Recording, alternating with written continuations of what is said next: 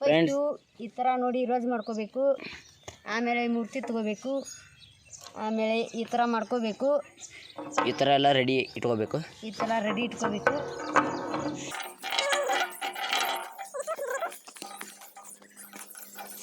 ಗಣಪತಿ ಹಾಕಿದ್ವಿ, ಇದನ್ನು ಹಾಕ್ತೀವಿ ನೋಡಿ.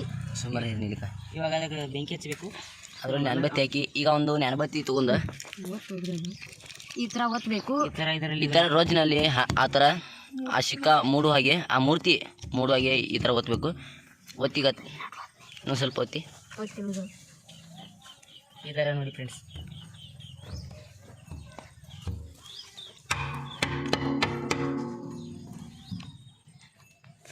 ಹಾಗೆ ಈ ಥರ ಹಿಡಿಬೇಕು, ಈ ಥರ ತೆಗೆಯಬೇಕು.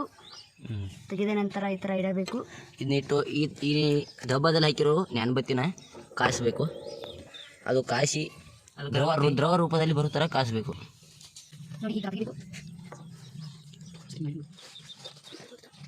ಇದಕ್ಕೆ ಯಾವುದಾದ್ರೂ ಮೂರ್ತಿ ಆಗಲಿ ಹಿಂಗೆ ತೆಗೆದುಕೊಂಡು ಇದಕ್ಕೆ ಈ ಥರ ರೋಜ್ ಮಾಡ್ಕೊಂಡು ಇದಕ್ಕೆ ಒತ್ತಬೇಕು.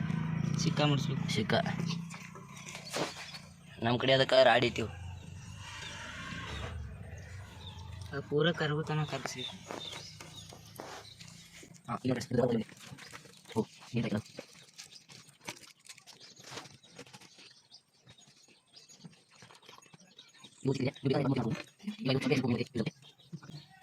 ನೋಡಿ ಈಗ ಮೇಣಬತ್ತಿ ಕರಗಿದೆ, ಅದನ್ನು ಆ ಶಿಕ್ಕಕ್ಕೆ ಮುಡಿಸಿರ್ತೀರ ಅದಕ್ಕೆ ಹಾಕಿದ್ರೆ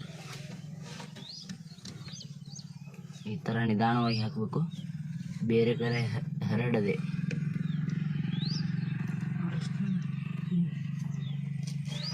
ನೋಡಿ ಫ್ರೆಂಡ್ಸ್, ಈ ಥರ ಇಡ್ತಾ ಇದ್ದೀವಿ. ಅದು 6:30 ಒಂದು ಬಿಡಬೇಕು. ಓ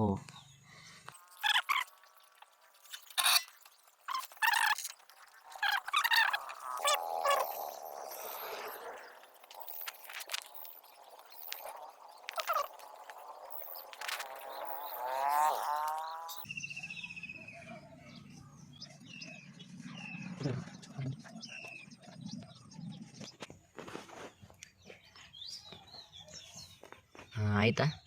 ಆಯಿತು.